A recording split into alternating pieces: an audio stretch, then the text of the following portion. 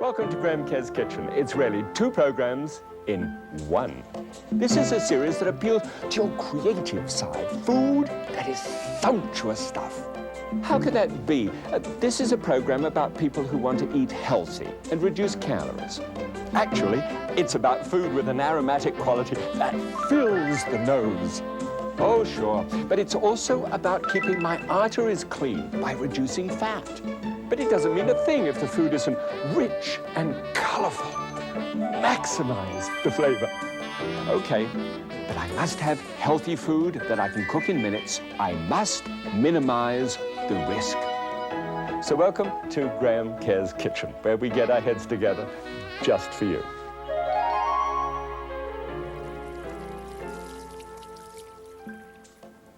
Hey, welcome back once again. Look, this time I've got something to do with gravies. Now, do you like gravies? Good roast. And then you pick up that lovely grease in the bottom of the pan, am I right? And then from there you put flour into the top of it, and guess what? The flour mixes with the fat and the lovely flooding of that over the top. Well, we're going to spoil all of that. Actually, I hope not.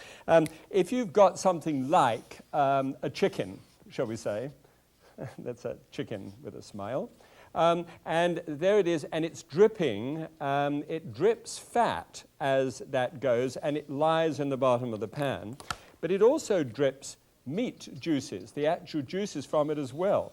And so the big secret about this is how to make a gravy in some other way other than by adding flour into the top and congealing the whole thing together. When that happens, you simply can't get the fat out. And so today what I'd like to show you is just an ordinary roast chicken. Ordinary, well, a great roast chicken. And with that, marvelous vegetables, whole meal, all in one, very simple to do, and with a great gravy made from it. And then as a springboard idea, take roast lamb with apple and orange. Oh, well, I'll tell you about that later. It's a great dish. Come, let's go.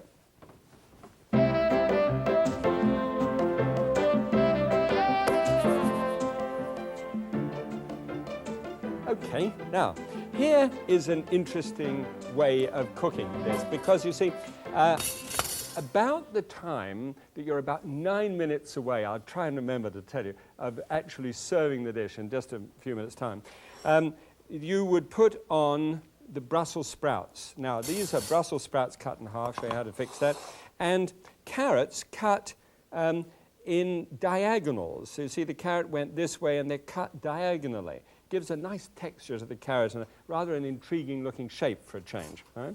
So spread that all the way around, no seasoning necessary, in a steamer, which is sort of set up on the top of vigorously boiling water. Put a lid on it, and it takes 9 minutes from that point in time. I hope you're into Brussels sprouts. If you've never tried them, they're really neat. What you do with them is you simply make a cut, if you're going to cook them whole, make a cut through the stalk end, and that actually cooks the stalk end quicker. Sorry about that, Bob. And what happens is that the water goes in and cooks that hard core quicker so that the outside can be beautifully crisp and well done. But another way of doing that when you're steaming them is to actually cut it right through, as I've done with all of these. That reduces cooking time from about 12 minutes down to 9, which is really good, gets it going. So, vegetables done. Here's the chicken. As always with chicken, please a separate chopping board other than the one that you're going to cook everything else with. This is just to protect you and I from salmonella, and it's you don't have to, it's not a big thing.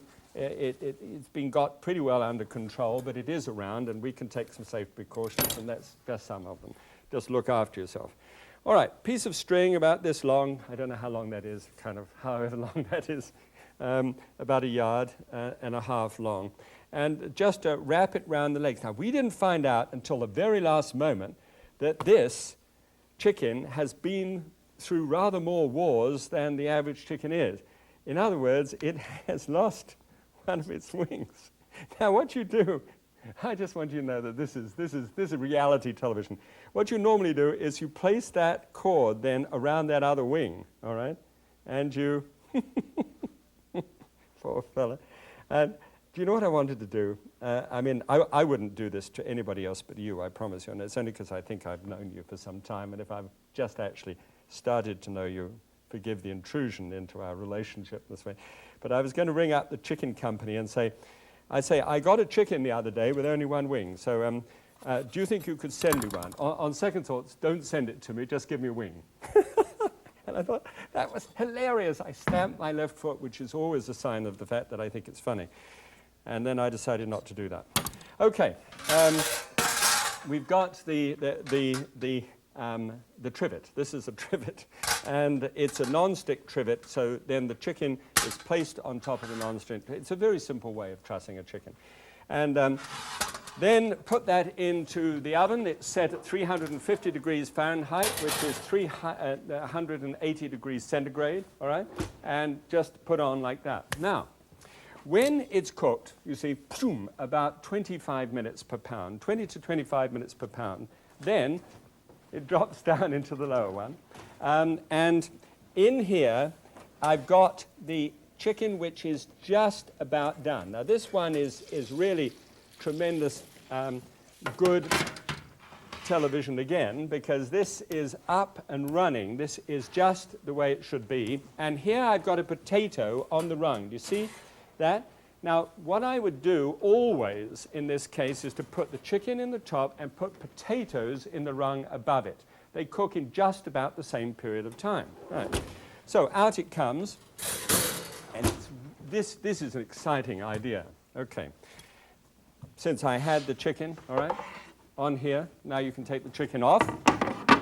And don't forget soap and running, thank you, and hot running water over the top of it with everything that you've used. If you've used this, wash your hands.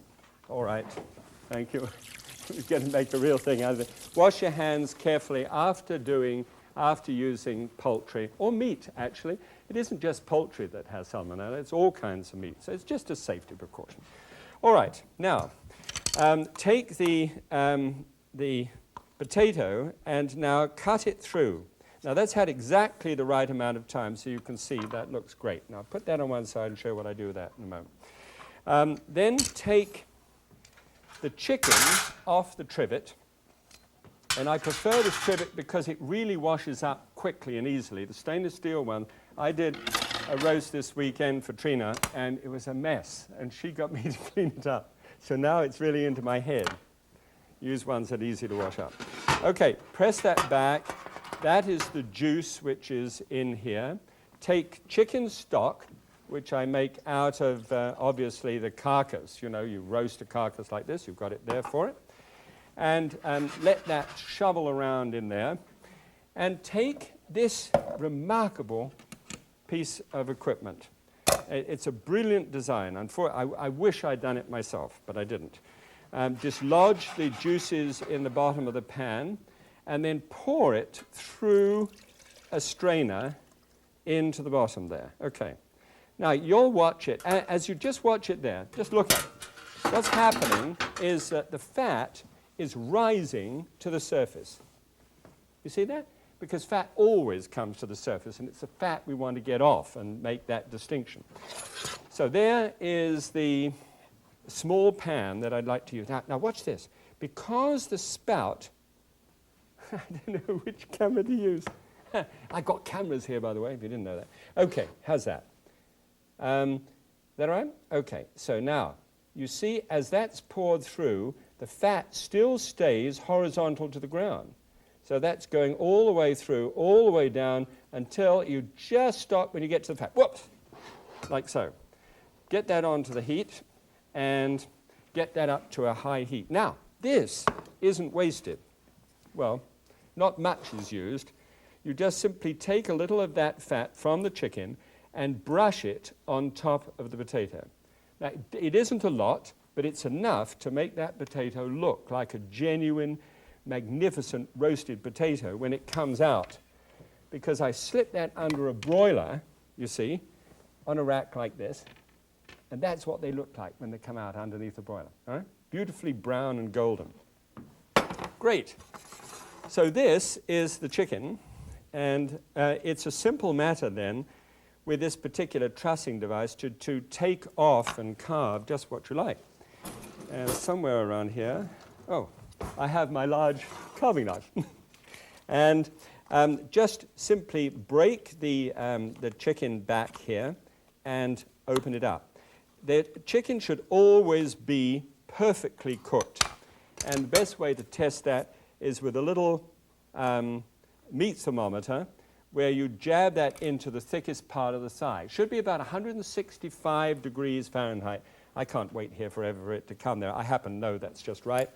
So then I would take off the outside skin. And you're going to say, Graham, don't do that. It's so delicious. And I know it's delicious, but in this particular case, we need it off because there is saturated fat in the skin. Now, that's what that looks like. Now, you see this is heating up here.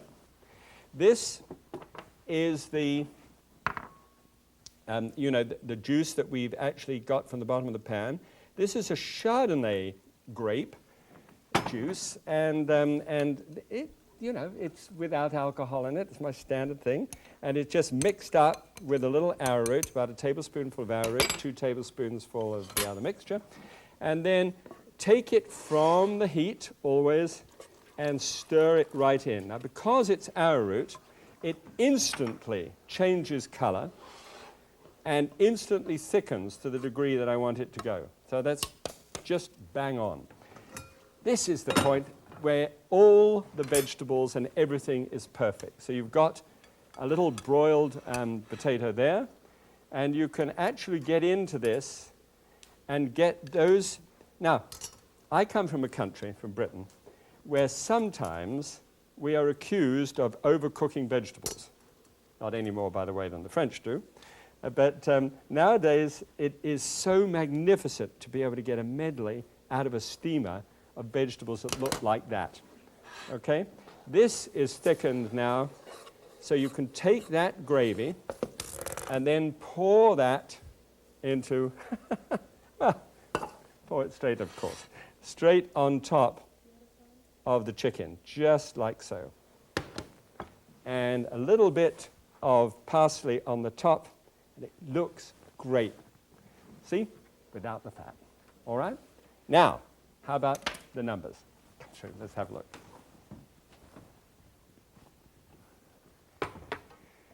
Well, there we are. Now, the numbers on this one are kind of interesting because, you see, we've actually worked on this to produce the fat came to the top, which allowed us to extract from that the pure meat juices without the fat.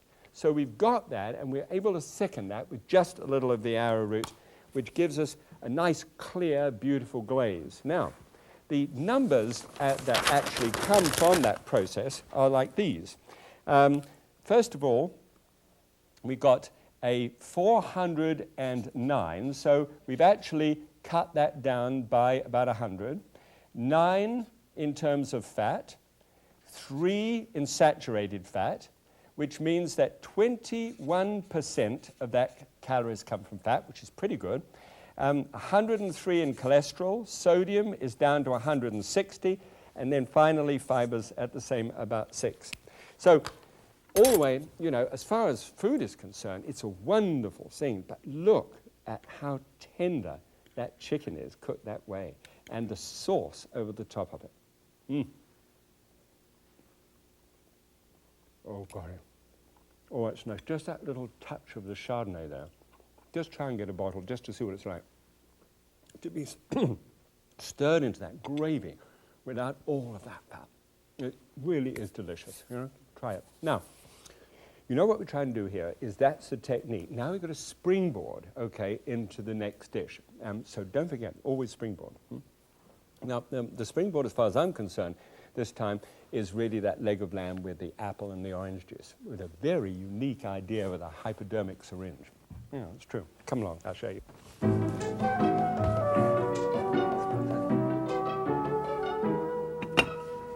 Good. All right. Well, now the first thing you need for this is just 2 lots of apple and orange juice. Well, actually, 1 lot of each. Well, you know what I mean. Now, in this case, you've got 6 ounces, so it's just about 2/3 of a cup, in fact, exactly 2/3 of a cup of canned apple juice and canned orange juice. I know that's strange, because I'm always into things being fresh, but in this case, it's done this way for a reason, because of their concentrated flavors. Now, I'm going to pour just 3... Have you ever seen those wonderful French cartoons, you know, where they're pouring coffee, sort of café au lait, like this? And there was this wonderful cartoon by Fougas, with Fougas and McCulloch, where the fellow's sort of standing on his head and balancing on one foot and pouring all this huge crowd. It doesn't matter anyway, it just happened to be a favorite of mine. So then you put that on to boil, and it boils and it reduces down until it's about 2/3 of the way down. So you've only got 2 ounces left, all right, 1/4 of a cup. Now, I'm going to put the rest of that into this pot and just heat that up, because I need that in a little while later on for the gravy. All right, that can go over there in case I think it's useful for something. And then here is the one that I actually reduced down. Now for this, you'll need what is called a flavor injector. This is not, contrary to what you might think it is, a hypodermic syringe. It is a flavor injector, and you want cool. And this has got hot somehow, but that's okay. I can stand it. And just, it has a very blunt needle. So it couldn't possibly be used for anything else other than, or for any pharmaceutical purpose.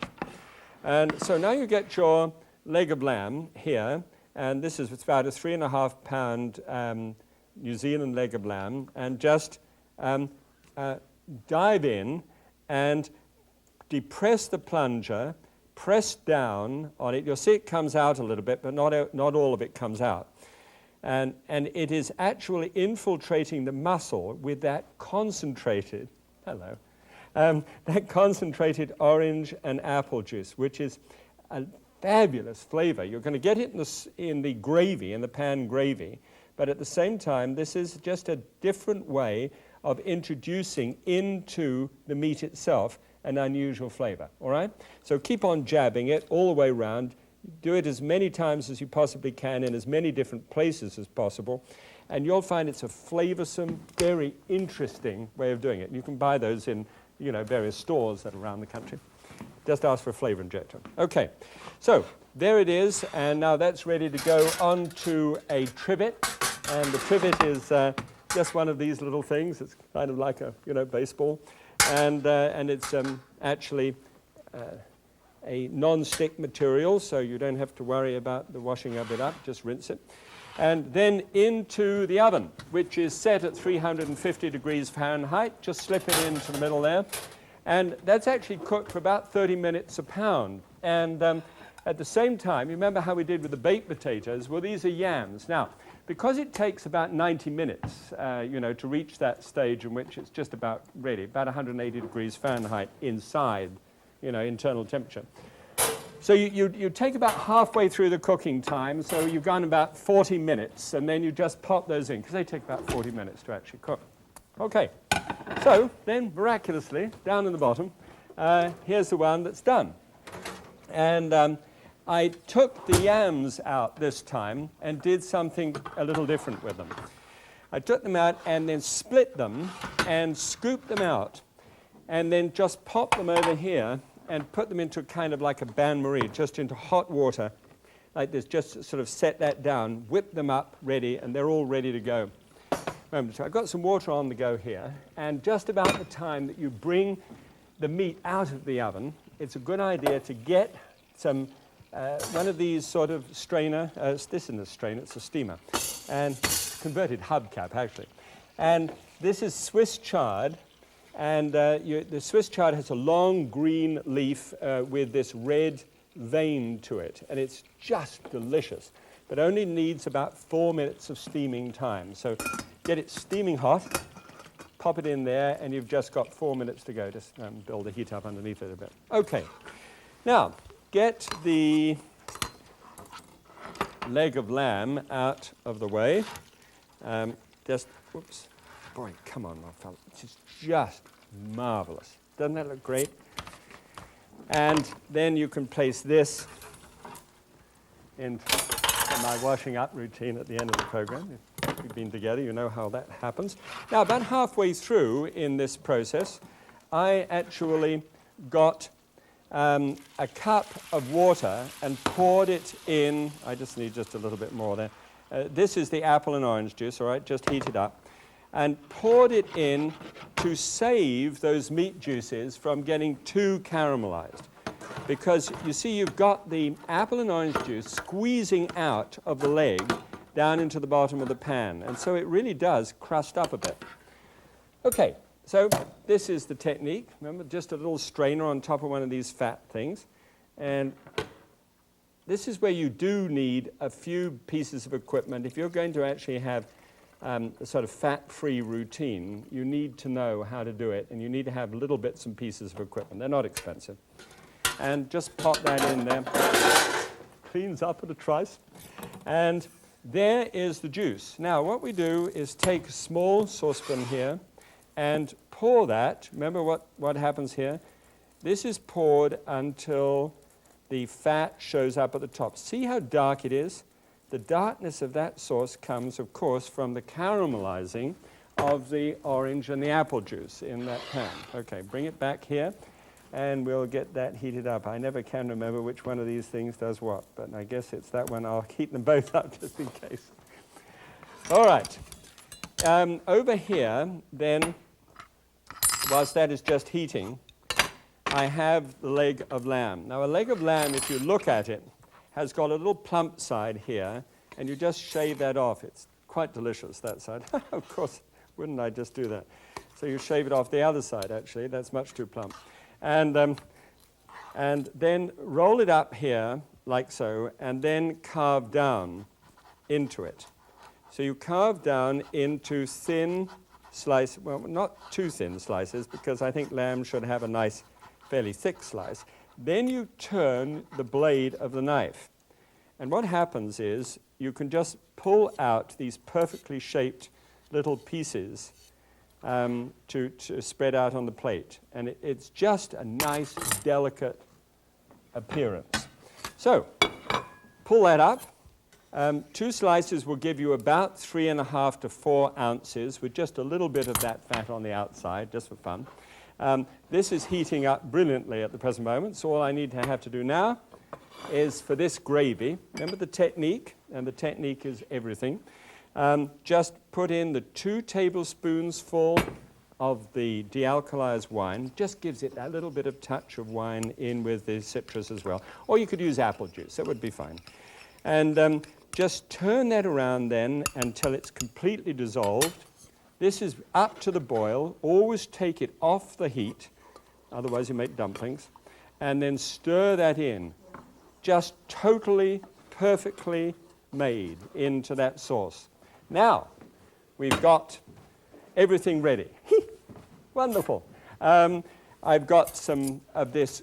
This chard, when it comes straight out, you see that's just about 3.5 to 4 minutes, and it's perfect.